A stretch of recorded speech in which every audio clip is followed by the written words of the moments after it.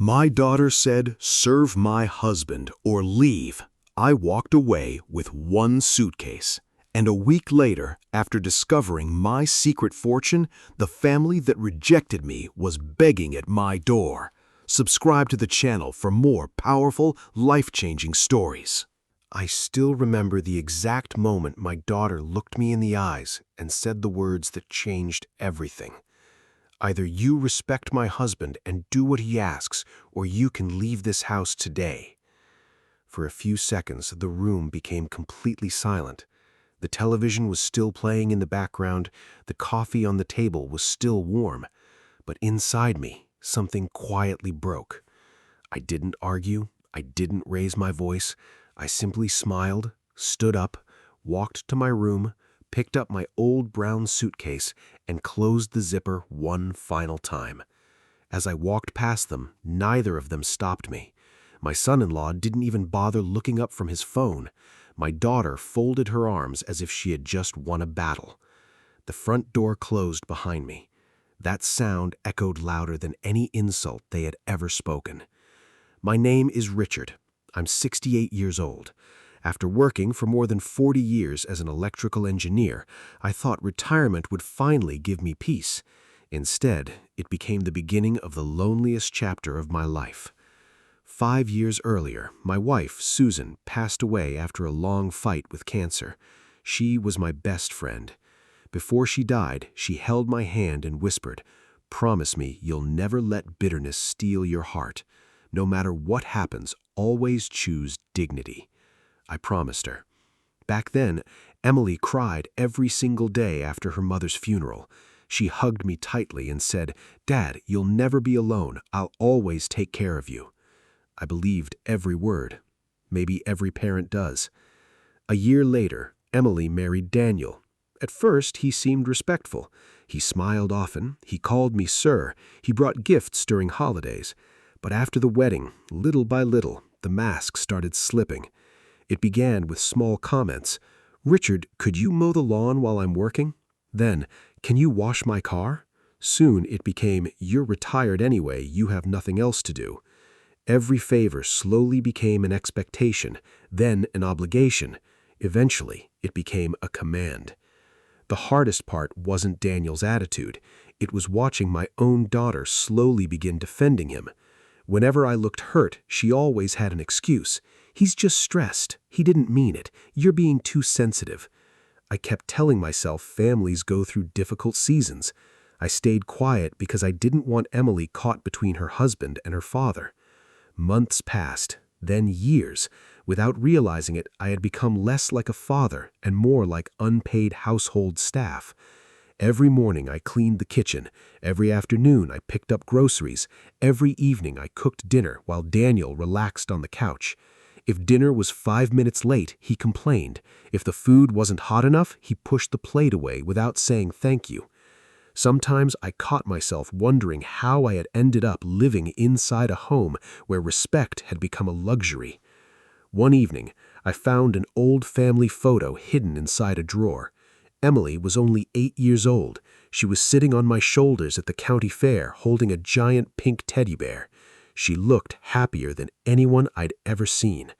I stared at that picture for nearly an hour. Where had that little girl gone?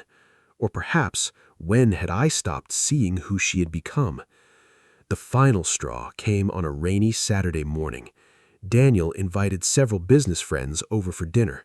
Without asking me, he volunteered me as the cook.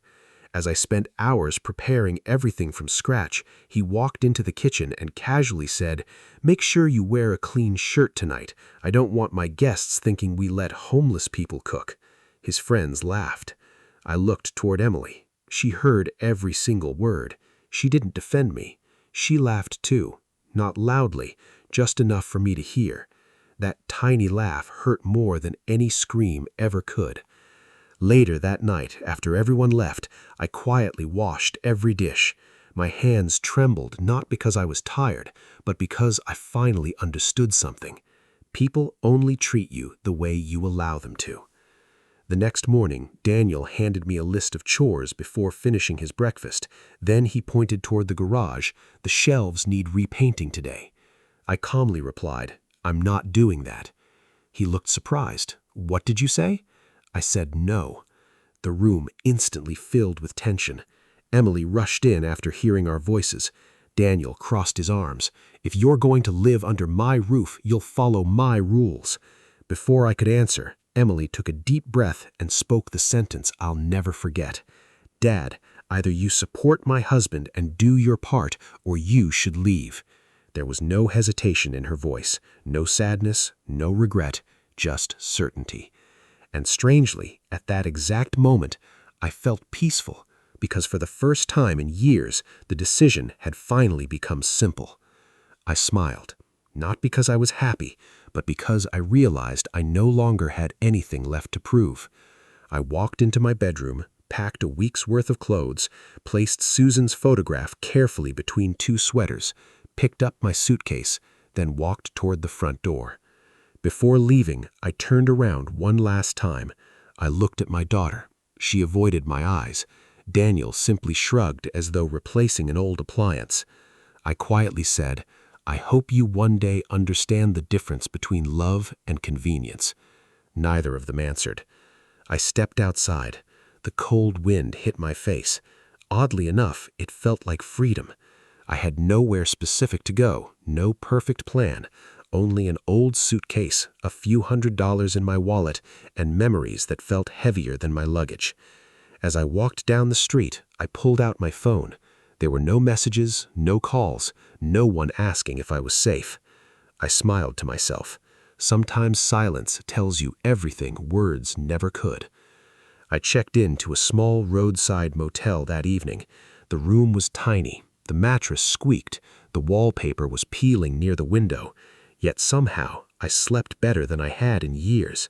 The next morning, while drinking a cup of cheap motel coffee, my phone finally buzzed. For a brief second, I wondered if Emily had come to her senses. But when I looked at the screen, the name that appeared surprised me more than anything else. The name on my phone wasn't Emily. It wasn't Daniel either. It was Michael Harrison, a name I hadn't seen on my screen in nearly 12 years. For a moment, I simply stared at it. Then I answered. "Hello? Richard, is that really you?" His voice sounded older, slower, but still familiar.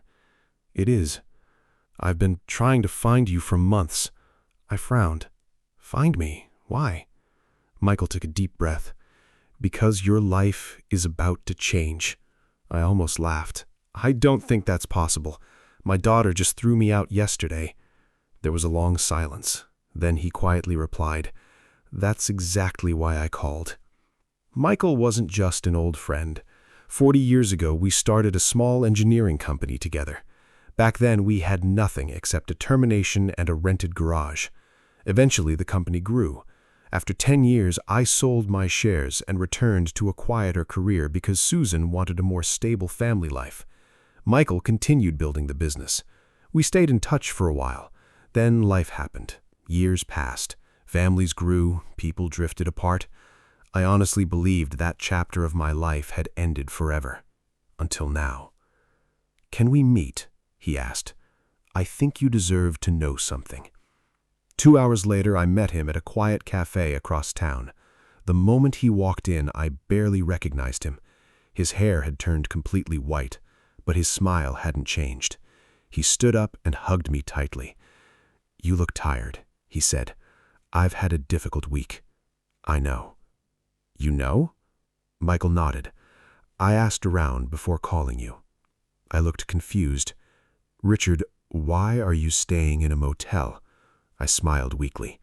"Because apparently I'm homeless now." His expression immediately hardened. "They actually forced you out?"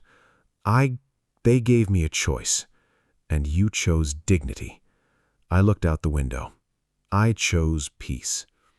For several seconds, neither of us spoke. Finally, Michael reached into his leather briefcase and placed a thick envelope on the table. "I've been holding on to this for years." "What is it?" "Open it." Inside were legal documents, company records, share certificates. My heart nearly stopped. I looked at him in disbelief. "Michael, I sold everything." He slowly shook his head. No, Richard. You sold most of it. I blinked. What? You insisted on keeping 1% of the company. I remember that. You told me it was only for sentimental reasons. Suddenly, memories rushed back. I had completely forgotten. Back then, 1% seemed meaningless. The company was small. Nobody imagined what it would eventually become. Michael leaned forward. That tiny 1% was never touched. I stared at him without saying a word. The company went public 8 years ago. My hands began trembling. And today, he paused. Today, that 1% is worth more money than either of us ever dreamed. I couldn't breathe. This has to be some mistake. It isn't. He slid another paper toward me. The number printed at the bottom didn't seem real. I read it again, then again. My eyes filled with tears, not because of the money, but because I realized something extraordinary. For years I had been treated like a burden while carrying a future nobody knew existed, including me. Michael smiled gently. I searched for you because these documents required your signature. I slowly closed the folder.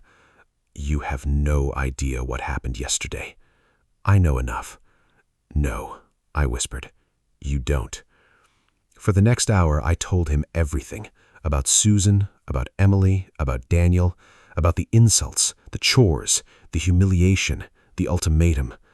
Michael listened without interrupting once. When I finished, he leaned back and quietly said, Richard, some people only recognize value after they lose it.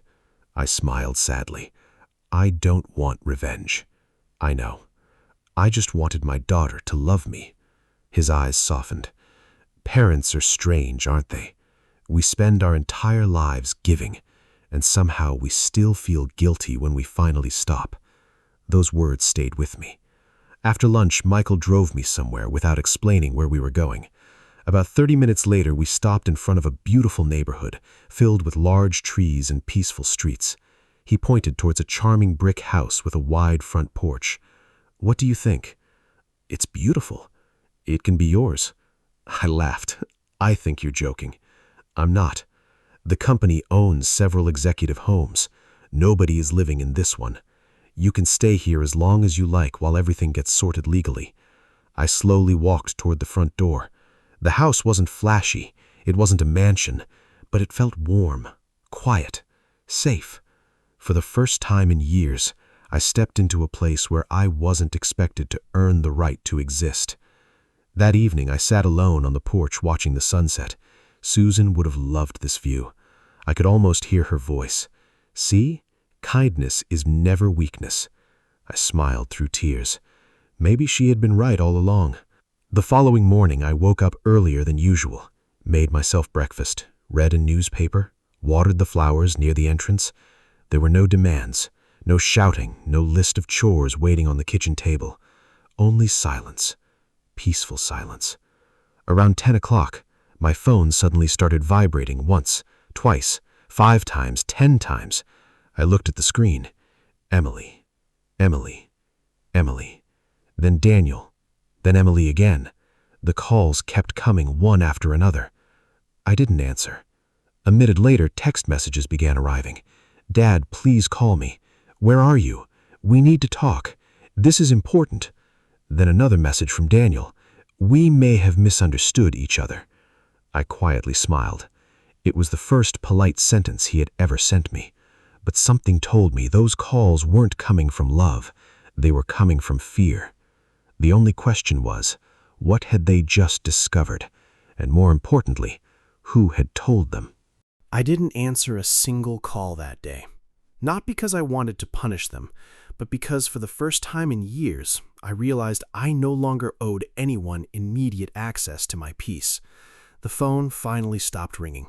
An hour later, Michael called. Have they contacted you? I smiled. 22 missed calls. He chuckled softly. I figured they would. What happened? You really don't know? No. Michael took a deep breath. Yesterday, after we finished signing the paperwork, our legal department updated the shareholder registry. So someone inside the company recognized your last name. I frowned. And they mentioned it during a business dinner. What business dinner? The one Daniel attended. For a second, everything became perfectly clear. Daniel worked as a regional sales manager for a construction supplier. That evening, he had attended a networking event hosted by one of Michael's business partners. Apparently, someone casually mentioned my name, Richard Collins, original company founder, still a shareholder, owner of a fortune that had quietly grown for decades. Daniel had nearly dropped his glass. According to Michael, he interrupted the conversation and asked if there had been a mistake. There wasn't. Every document had already been verified. Every signature had been confirmed. Everything was legal. Everything belonged to me. Michael laughed. I wish you could have seen his face. I didn't laugh. Instead, I felt strangely empty, because the timing said everything. Yesterday morning, I was worthless enough to throw out. Yesterday evening, I had suddenly become valuable again. Money hadn't changed me. It had simply exposed everyone else. Later that afternoon, someone knocked on my front door. I looked through the window. Emily. She stood outside alone. Her eyes were red from crying. For several moments, neither of us moved.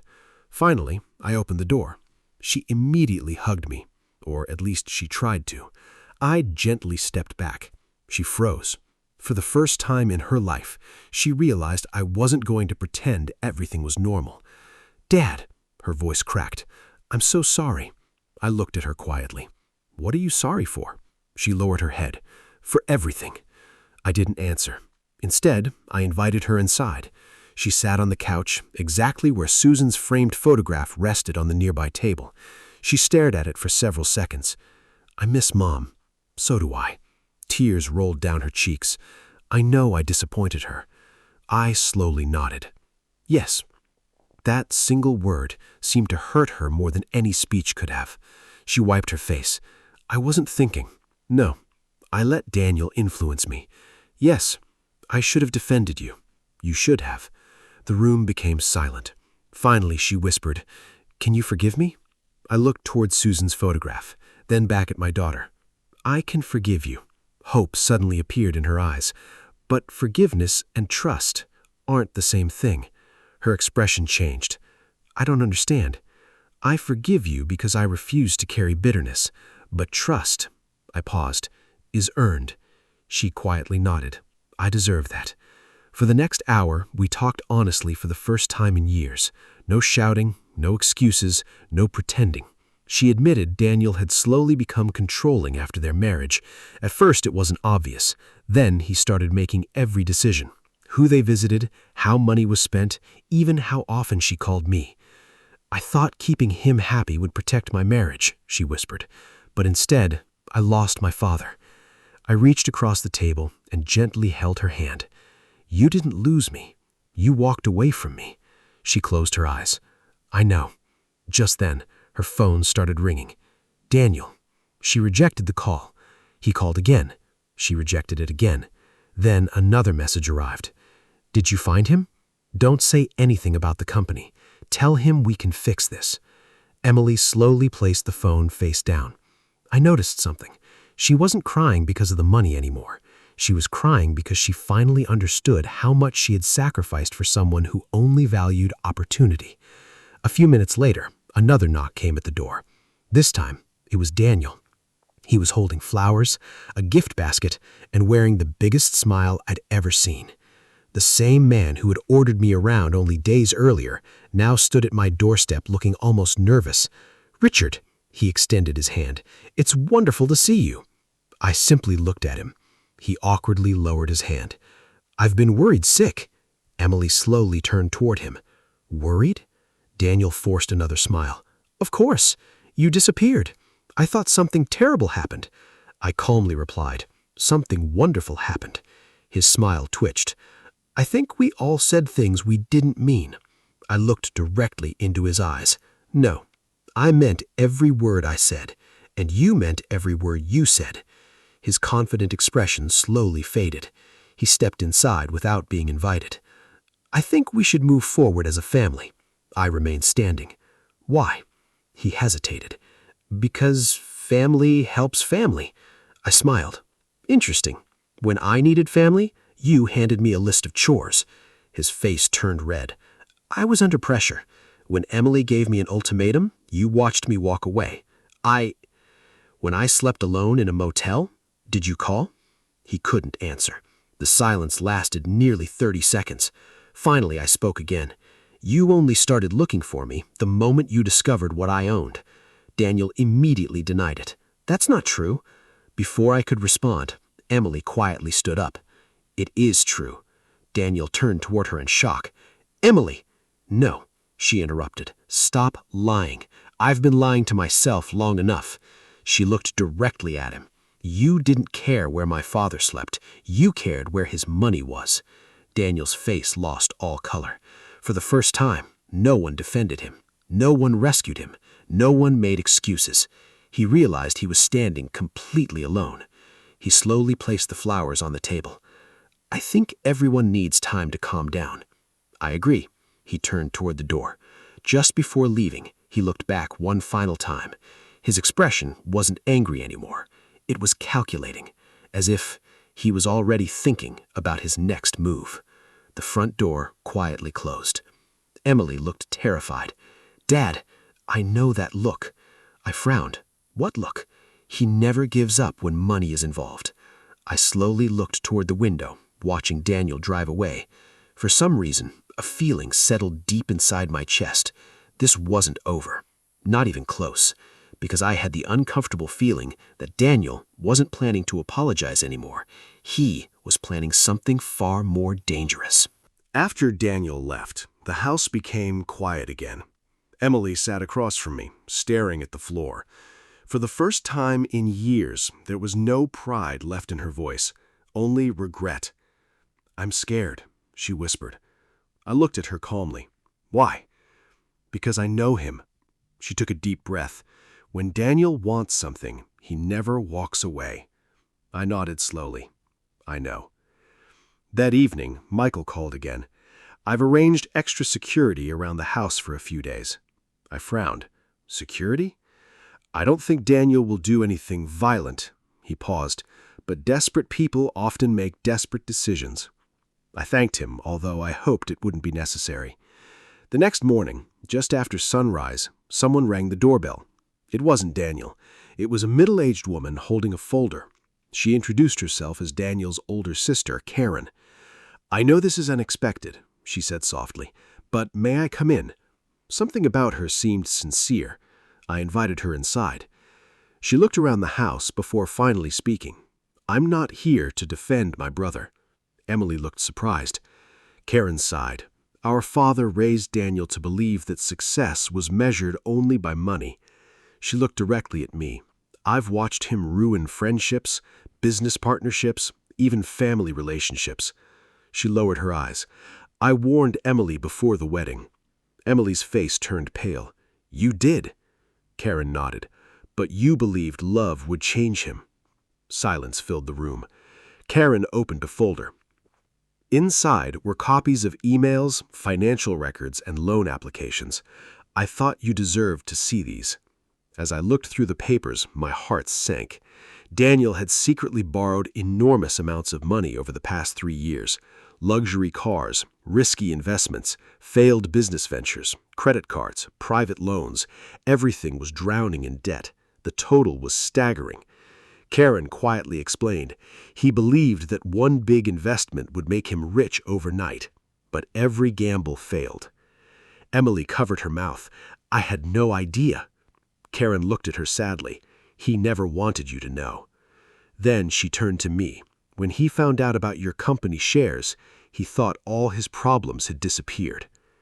Everything suddenly made sense. The flowers, the fake apology, the sudden concern. It had never been about family. It had been about survival. That afternoon, Daniel finally admitted the truth. He requested to meet me near a nearby park. Against Emily's wishes, I agreed.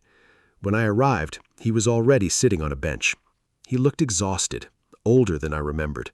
For several minutes, neither of us spoke. Finally, he broke the silence. "I've made mistakes," I answered honestly. "Yes, I lost control. Yes, I thought money would solve everything. It never does." He looked down at his hands. I was afraid. Afraid of what? Failing. He laughed bitterly. My father always told me that poor men deserve no respect. He looked up at me. So I spent my whole life chasing money, and somewhere along the way, I stopped seeing people. His voice cracked. I only saw opportunities. For the first time, I believed he was telling the truth, not because he deserved sympathy, but because broken people often reveal themselves only after everything falls apart. He reached into his pocket and placed a house key on the bench. Our house, he whispered. I'm moving out. Emily deserves better than the man I've become. I remained silent. I'm not asking for your money. I'm not asking for forgiveness. I just wanted to say, I'm sorry. He stood up, then quietly walked away. I never stopped him. Some journeys must be walked alone. A few weeks later, Emily filed for divorce. It wasn't an easy decision. She cried many nights, not because she still loved the life she had, but because she mourned the years she had lost. She began visiting me every Sunday. At first, our conversations were awkward. Then they became easier. Sometimes we'd drink coffee together. Sometimes we'd visit Susan's grave with fresh flowers. Sometimes we'd simply sit in silence. Slowly, a father and daughter began rebuilding what pride had once destroyed. Months passed. One afternoon, Emily handed me a small wrapped box. Inside was the old family photograph I thought had been lost forever. The one from the county fair, the little girl sitting on my shoulders with the giant pink teddy bear. She smiled through tears. I found it in an old storage box. I looked at the picture for a long time, then at my daughter. You remember this day? She laughed softly. It was the happiest day of my childhood. So why did we drift so far apart? She took my hand. Because I forgot the man who carried me while chasing the approval of someone who never truly loved me. Neither of us could hold back our tears. That evening, as the sun disappeared behind the trees, I sat alone on my porch once again. The same porch where I had once wondered if my life was over. Now I understood something very different. Life doesn't end when someone rejects you. Sometimes that's exactly when it begins. I thought about Susan's final words, never let bitterness steal your heart. She had been right. If I had chosen revenge, I might have gained satisfaction, but by choosing dignity, I gained peace. My daughter didn't return because I became wealthy. She returned because eventually she saw the truth. Money may reveal people's character, but forgiveness reveals your own. As for the fortune, I used most of it to create a scholarship fund in Susan's name, helping young engineering students who couldn't afford college. Because real wealth isn't measured by what you keep, it's measured by what you leave behind. Looking back now, I no longer remember the pain of carrying that old suitcase. I remember the freedom of setting it down. And if there's one lesson my journey taught me, it's this. Never allow anyone to convince you that your worth depends on what they can do for you. The people who truly love you will value your presence long before they ever value your possessions. Sometimes walking away isn't giving up. Sometimes it's the first brave step towards finding the life you were always meant to live. And that was the day I finally realized the greatest inheritance a parent can leave behind is not money. It's an example of dignity, self-respect, forgiveness, and unconditional love.